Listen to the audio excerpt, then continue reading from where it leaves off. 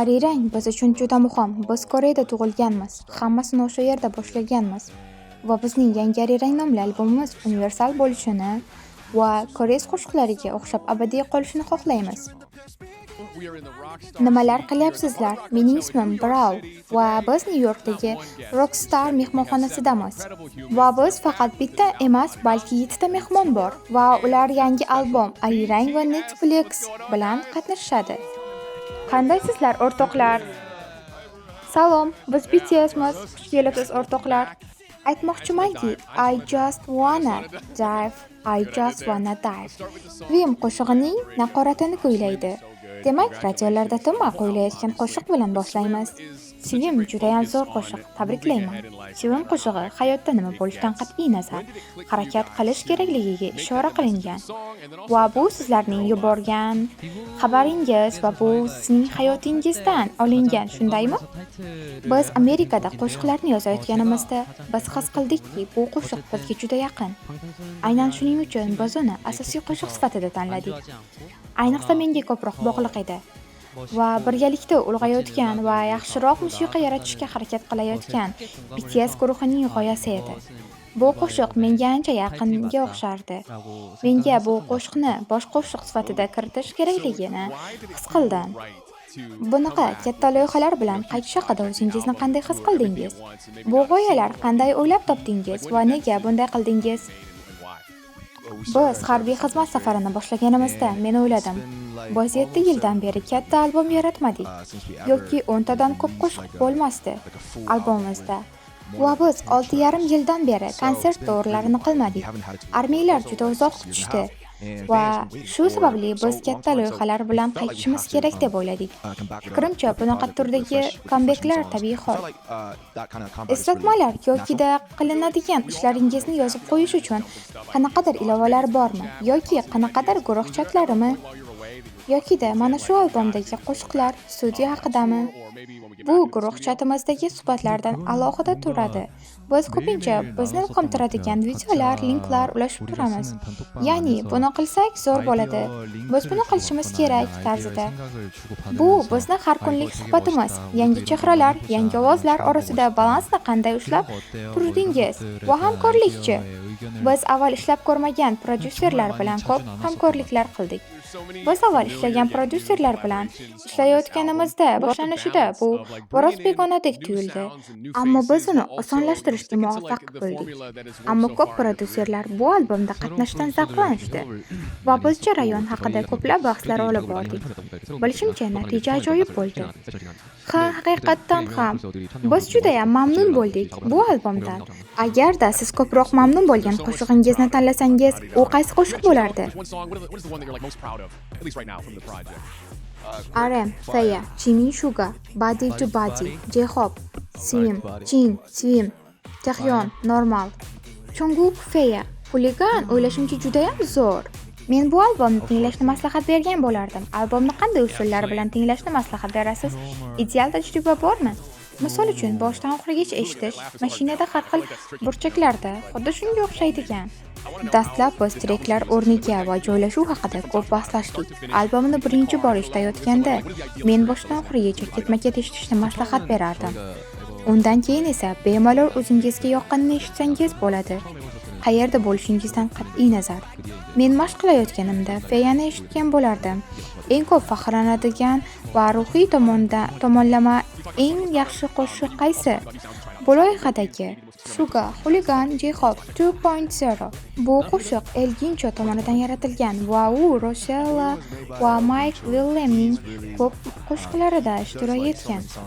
Bilsangiz, u Kendrick va ko'plab hip-hop yulduzlari uchun juda ham ajoyib qo'shiqlar yaratadi. Va menga yoqqani bu Like Animals. Biz uni yaratdik. Diplo, Artemis va Mary Game T-Paullar bilan birgalikda. Ular inson ongigacha yetib bora oladigan insonlar va o'ylashimcha biz bunaqa tovushlarni avval sinab ko'rmaganmiz. Va bu o'xshadi. Juda ham yaxshi. Katta rahmat. Bilasizmi, men xuddi sizdek boshqa artistlarni musiqasiz qo'shiq aytishlariga ishona olmayman. Va bilamanki, siz harbiy xizmatda bo'lganingizda musiqa sanotidan ancha uzoqda bo'lgansiz. Va men Sizlarning qaytib kelishingizni va musiqa dunyosida qaytishingizni qanaqa bo'lishiga juda qiziqdim. O'ylashimcha, xayolga keladigan birinchi fikr bu qaytishimiz qanday bo'lishi haqida. Va biz guruh sifatida qaytganimizda qanday musiqa yaratamiz.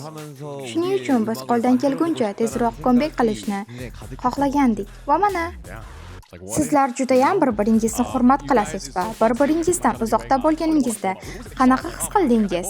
Shaxsiy karyera qanday kechdi? Men guruhdagi eng birinchi harbiy xizmatdan bo'shatilgan a'zoman va men Parijdagi Olimpiada o'yinlarida qatnashdim va o'shanda Jimmy'ning albomi chiqarilgandi. O'shanda Jimmy harbiy xizmatda edi va men o'yladimki, agar u chiqqanida yaxshi bo'lardi.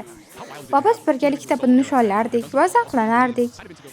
Ha, shaxsiy karyerada o'zingizni qanday his qildingiz va guruh bo'lib birlashganingizda nimalar o'tdi ichingizdan? Ha, men albom yaratayotganimda judayam his qildim. Oldinroq Jayxob aytganidek, men judayam intiqlik bilan kutdim guruh bo'lib birlashishimizni. Chunki biz bir-birimizni ulg'ayayotganimizni ko'ra olmadik. Shu sababli men bunaqa qo'shiq yaratishlarini va loyihalarni judayam intiqlik bilan kutdim. Ha, hayratlanarli. Endi Netflix haqida gaplashsak, qanaqa tayyorgarlik ko'rdingiz va bu sahna chiqishi uchun nimalar qildingiz? Bu bizning ancha vaqtdan beri birinchi chiqishimiz bo'lgani uchun bizning maqsadimiz tayyorgarlik. Ko'rgan hamma narsamizni ko'rsatish edi. Ular ancha paytlardan beri bizni kutishayotgan edi va shu sababli biz qarzimizni to'lashimizning yagona yo'li deb o'yladik va musiqa va ajoyib sahna ko'rinishi edi. Va biz jonli efirda eng yaxshisini ko'rsata oldik. Juda ajoyib. Netflix bilan comeback juda zo'r edi. Keyingi savol. Kimni tanlardingiz? O'zingiznimi yoki boshqa membernimi? Meniki Kuki. Ahvollar qalay? Men tayyorman. Arim uchun dushanba, Jimin uchun seshanba, bir hafta uchun 7 ta member. Ha, har bitta odam uchun har bir kun. Ko'p do'stlarim meni o'zgartirishadi. Xuddi kulgili va qiziqarli bo'lgan Netflix profilidagi rasmlar kabi. Arirang koreys madaniyati bilan kuchli bog'liqlikka ega. Va bu albomning logosi qanday yaratildi? Qanday qilib bu xayolingizga kelib qoldi? Savol uchun rahmat. Bu haqida biz ko'p bahslashdik va gaplashdik. Ammo o'ylashimcha, biror narsani yaratayotganingizda, ayniqsa musiqada alohida e'tibor bersangiz, u doim muvaffaqiyatsizlikka uchraydi. Biz yillar davomida shunday o'yladik va men tushundimki, biz armiylar bilan Jimmy Fallonning ko'rsatuvida qatnashdik va biz armiylarni ko'zini va energiyasini ko'rishni xohlaganmiz. Va biz shunchaki bizni qo'shiqlarimizni eshitadigan va bizni sevadigan odamlar bilan yaxshi vaqt o'tkazishni xohladik. Va biz uchun Koreya muhim edi. Chunki biz boshlagan joyni e'tirof etishimiz kerak edi. Va biz hozir hamma yerdamiz, ammo biz buni tan olishimiz kerak. Biz hammamiz Koreyada tug'ilganmiz va hammasini o'sha yerda boshlaganmiz. Va yangi albomimiz va ovozimiz universal bo'lishini xohlaymiz. Xuddi koreys madaniyatiga o'xshab abadiy bo'lishini. Ajoyib javob uchun katta rahmat. Hayratlanarli, muxlislarimizga qarsaklar bo'lsin. Muxlislarini sadoqatli va energiyasini ko'rish hayratlanarli. 67 bizga begona. Men uni qilishlarini maslahat bermasdim. Men uni nimaligini bilmayman. Qaliyam qilmang. Umuman, ammo muxlislariga gapirish begonadek tuyuladi. Shuncha kundan keyin muxlislar bilan suhbatlashish qanaqa bo'lar ekan? Muxlislar o'rtasida qiziq bir madaniyat bor. Agar biz birorta ko'rsatuvga borsak, misol uchun ular bizning rasmlarimizni olishadi va boshqalar bilan agarda kimki armiy bombni batareyasi o'chib qolsa, ular o'zlaridagisini berishadi. Ancha yillik armiy bo'lganlar, ya'ni biz bilan ancha paytdan beri birga bo'lganlar, yangi muxlislarga yordam berishadi. Men bundan faxrlanaman. Bizning muxlislarimiz rostdan ham ajoyib insonlar. Ha, sizlar bir oilasizlar yoki kichik porsiyadagi snacklarni bir-birlariga berishadi. Endi bugungi kiyimlaringiz modasini ko'rib chiqamiz. Xo'sh, qanaqa kiyimlar kiygansiz? O'ylashimcha, JK'ning kiyimi juda ham zo'r. Nimadan ilhomlandingiz va nega bunday kiyindingiz? Men yoshligimda modaga juda qiziqardim. Seulga birinchi kelgan paytimda men Shuganing stiliga qaradim va men ham xuddi shunday kiyinishni xohlayman. Xuddi udek bo'lishni xohlayman derdim. To'g'risini aytganda, biz birinchi marta debyut qilganimizda menda musiqaga moslab kiyinish uchun ko'p kiyimlar yo'q edi. Ammo hozir hammasi joyida. Moda bizning musiqamizdan ilhomlanadi.